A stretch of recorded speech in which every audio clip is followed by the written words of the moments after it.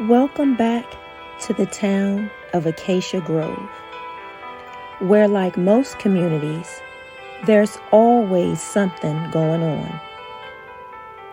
The stories you're going to hear from this new set of residents is definitely going to hit different. I tell you, you never really know what a person is dealing with behind closed doors. Luckily for us, they're going to tell what happened behind theirs. So get comfortable and let's listen to Scenes from Life.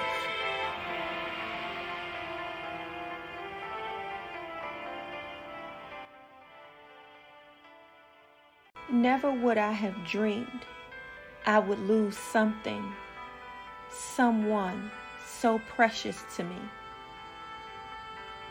How could God allow my son to die? The pain ripped through my very core, consumed my heart, mind, and soul, until I cried out, my God, why have you forsaken me? Why did you betray me, betray us? After the funeral, that's what I considered it at the time, I closed myself off from life. You see, my life ended the night my child died. When my son ended up with a rare bone cancer, of course I was devastated by the news. But I trusted God for healing. As days turned into weeks, weeks into months, months into a year, my son continued to trust that the Jesus who loves the little children would make him better. No matter how much pain he was in, through his tears, he would say, Mommy, Jesus will one day take my pain away. So until he does, I'm going to be strong. So don't cry, Mommy. It's going to be okay.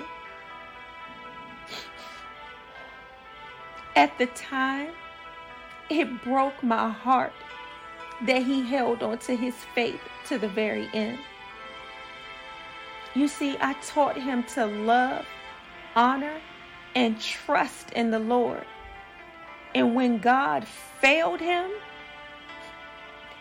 it was all I could bear.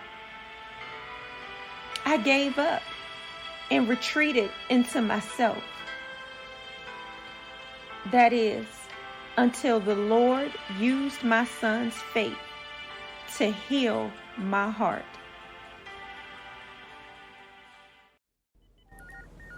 I met Joshua during his first visit to Acacia Grove Children's Hospital. He was bright-eyed, wise beyond his 7 years. Once he was admitted, he quickly won the hearts of every nurse and doctor on the ward, as well as patients.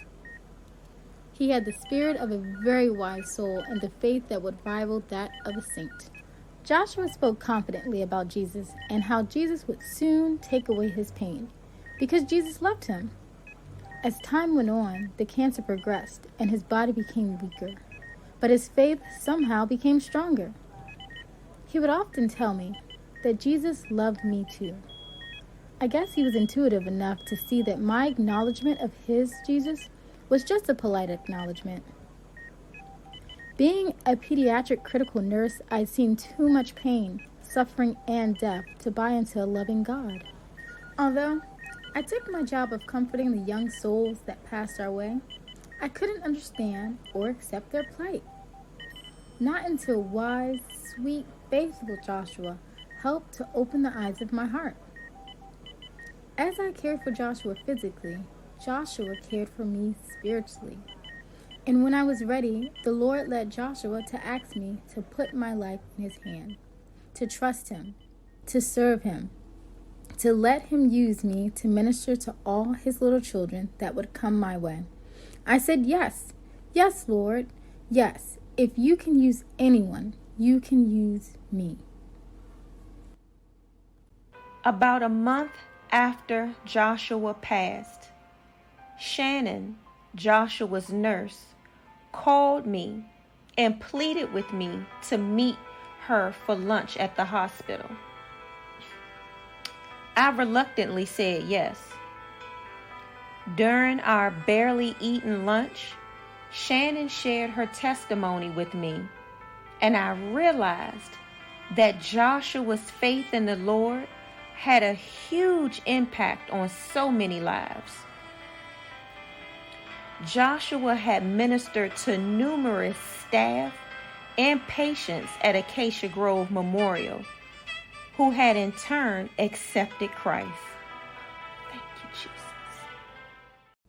Joshua was truly an angel sent from heaven. Although the cancer ward is full of pain, suffering, and in some cases death, Joshua brought along with him a joy and a peace that was contagious. He spoke so confident about the love of Christ. He begged them to understand that sickness and pain isn't from Jesus, but from a sin-sick, rebellious world. That Jesus is love, and it hurts him to see his children suffer. Then Joshua said something I'll never forget. He said sometimes the Lord uses the bad stuff that happens to people like me to help other people like you to see him. He said Jesus can take the bad stuff and make something good. He then said, Nurse Shannon, I've already been healed. You just can't see it yet. Look with your heart and not your eyes. I now see. I was once blind, but now I see. Joshua was sent by the Lord to help me. Had it not been for Joshua's presence on that ward, I would still be walking in darkness. And for Joshua, God didn't betray him.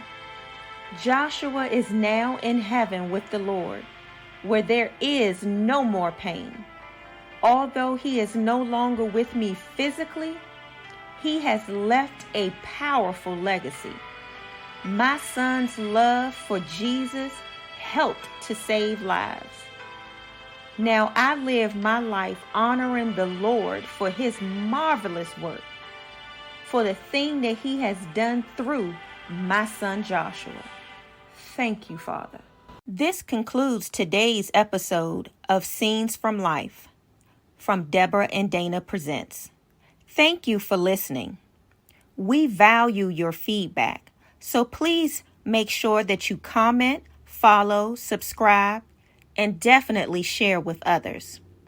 And make sure you stay tuned for when the next episode drops. It's gonna be good.